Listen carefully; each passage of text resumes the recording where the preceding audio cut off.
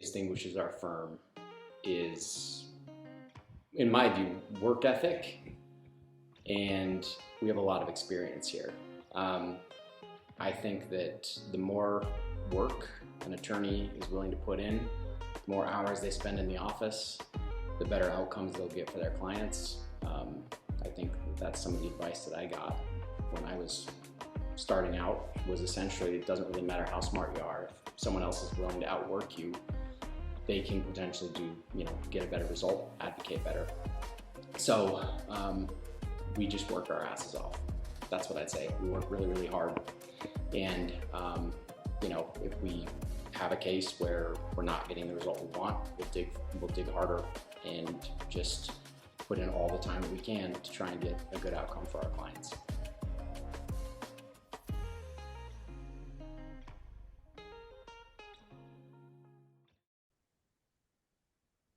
We're excited about this. Hopefully, the first of many with the new head coach of the Montana Grizzlies, Bobby Kennedy, joining us here now on Nuanez Now. Coach, we appreciate you taking some time. How you doing? Thanks. I'm doing great. Thank you so much. I want to talk to you just sort of about the evolution of your coaching career. Because I asked you a little bit about this when you first got introduced, but I want to hash it out a little bit more because you've been doing this for a really long time, but you get your first opportunity as a head coach. So first of all, what have been some of the maybe surprises that you've encountered so far in a month plus of being the head football coach for the Grizz? Just probably budgeting your time in terms of how many people want your time, whether it's players or media or boosters, people that stop in, off the street. Just being able to, kind of cut time out for everybody, and make your schedule work. It seems like when my doors open to my office, everybody comes in and they want 5 minutes, which turns into 10 or 15. But you know what? I've really enjoyed it. So I like people. I like being around Griz fans, but then also obviously our players, and so you just have to take time and make the time. It's like 5 minutes of dealing with somebody else's problems, right? But then you have to still deal with of your issues too, right? The things that you want to continue to improve on. When it comes to like how you're crafting sort of your persona as a head coach, you've worked for a lot of great head coaches throughout the years. Who are you sort of pulling from, or who do you sort of see influencing you as you're going about leading your team? Yeah, a number of guys. So first thing when I talk about carving out that time for people, it left a lasting impression on me. Really, two guys: Joe Paterno at Penn State. I remember when I was a young coach there, my parents came to town, and I was walking him around the office, and Coach Paterno heard me talking to these people, and he knew my parents were coming, but he didn't know what time. And when I was walking my parents around the facility, here's this guy in glasses, and he's like, "Bobby, is it those your parents?" And I'm like, "Yes, Coach Paterno," and he's like, "Oh, Mr. and Mrs. Kennedy, nice to meet you." Well, it left a lasting impression not only on me but my dad, that he came out, but then he took him into his office and he proceeded to spend an hour with them. And I said, "Wow." And my dad, like, that was such a huge moment in his life, because I here's Joe bet. Paterno, longtime head coach at Penn State, and he took time out of his day to make my parents feel comfortable. And so that's one thing that I've tried to incorporate with, whether you're having a good day or bad day when you're the head coach at the University of Montana, a lot of times you only get one chance to make a first impression with people. And so when I see people or they stop by or I meet them in the hallway, um, I want to create a good impression. And Coach Paterno left that lasting impression on my life. And obviously it was a big event for my parents. And then the other guy I would say is Mac Brown. Mac is such a dynamic figure, but the thing that I always really respected about Mac was he hired really good people. He let them do their job, um, and he would obviously give direction, sometimes very pointed direction, and that's good because people need feedback. But when you hire good people and let them do their job and let them coach, then they feel ownership in the program also. And so I know we have a really good offensive staff.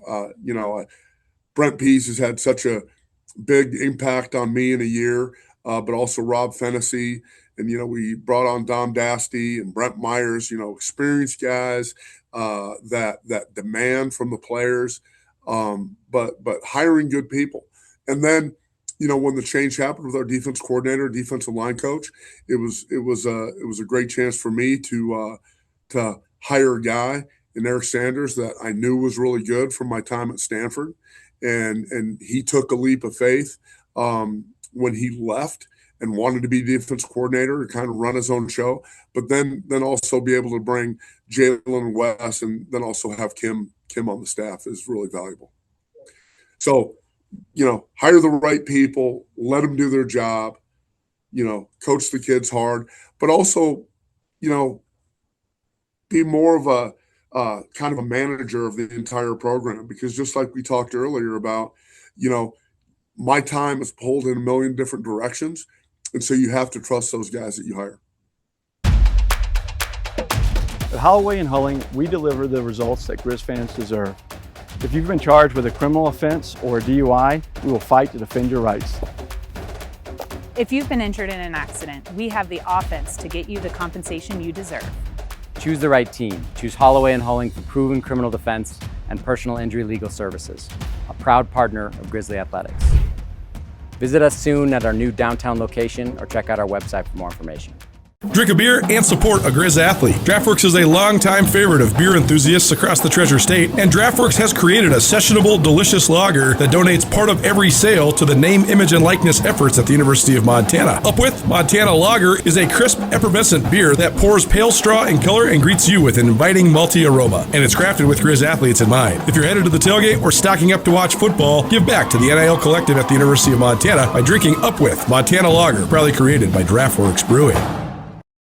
Bobby Kennedy joining us here on ESPN Radio. When it comes to just the transition from Coach Houck to Coach Kennedy, how has that gone? And obviously, it's an interesting situation because you're not taking over for a guy who got fired. You guys went 13-2 last year. We're in the national semifinals, so you're inheriting a really good team that was led really well. But you guys are obviously different personalities. I know you've known each other for a long time and friends for a long time. But how has that gone, and what sort of challenges have you had just in sort of making it your own? Well, like I said, I have to be myself, right? But I really respect Bobby and obviously the job that he did here. And one of the things that left a huge mark on the type of head coach that I wanted to be was I saw the way he ran things in terms of the schedule, the consistency, just being present, being involved with the players. And from my perspective, I've always said that I want this to be a player-led program. Right? Like we set the vision as coaches and I set the vision as a head coach, but then the players have to enact that vision. And so not that it was different under Bobby, but like what I would say about myself is I like being involved with the players on a daily basis. Okay. And I know Coach Houck was too, but I like being in the weight room. I like being on the field with them. I like them being able to come into my office at any time because, kids at this age, they go through ups and downs, right? They have not only football, but they have school, they have girlfriend problems, they have housing issues, right? Like all these things. And I want them to be able to know that I care about their issues and help try to fix those things.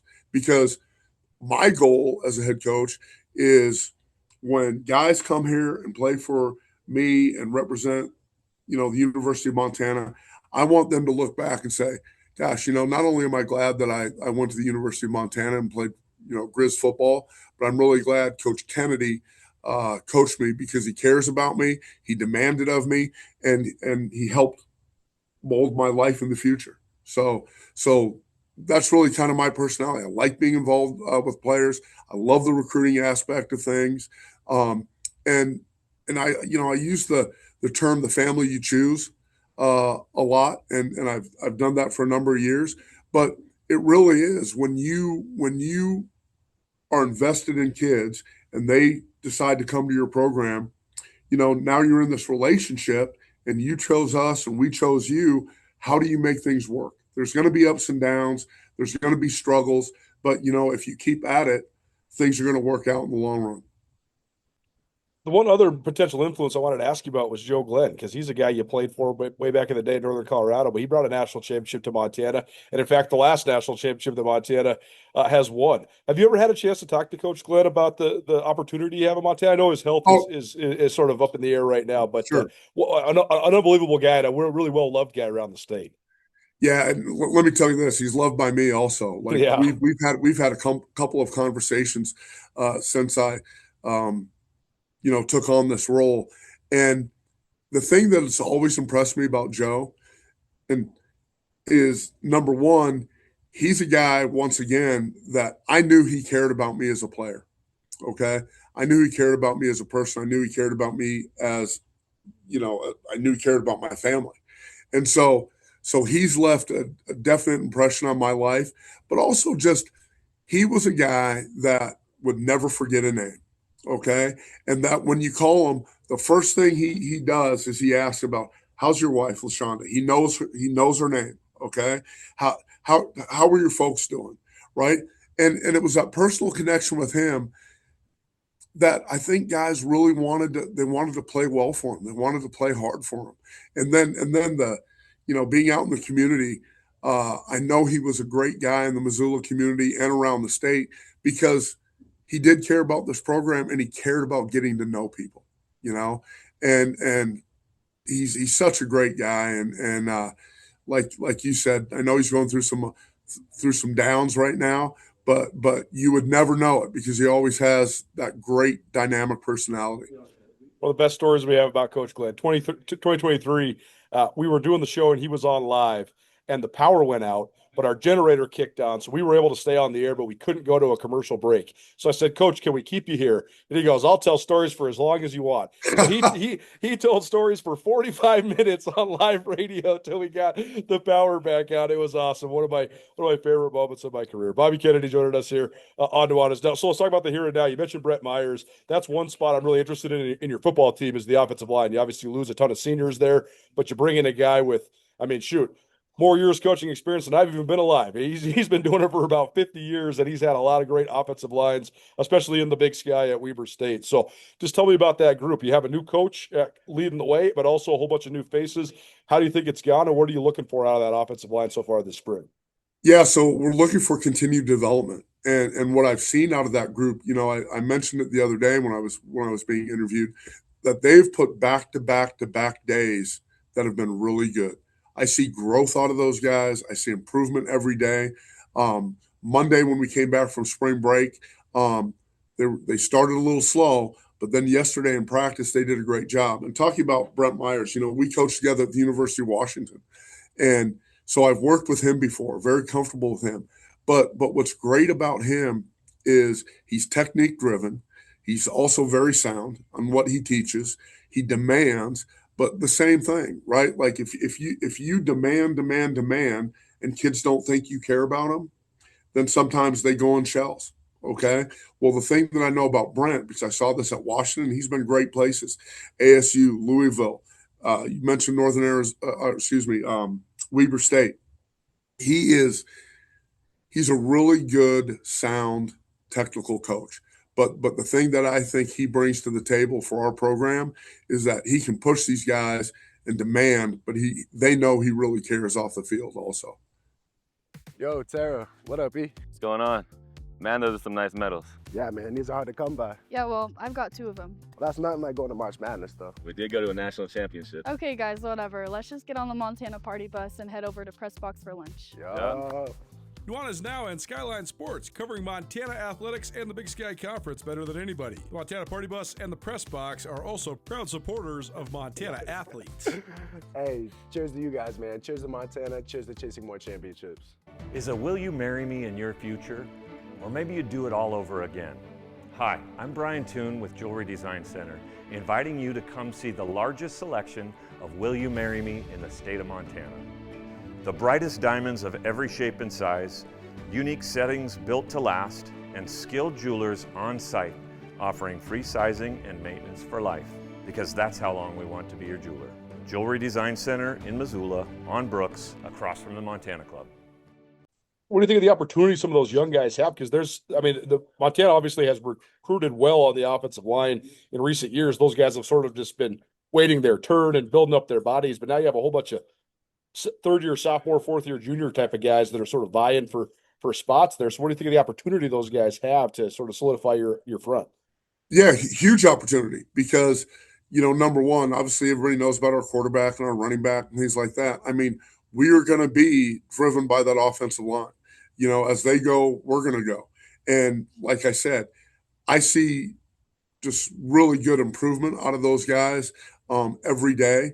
I think of our center, Koa, and I mean, like there's so many guys, and we're kind of mixing and matching different lineups and things like that.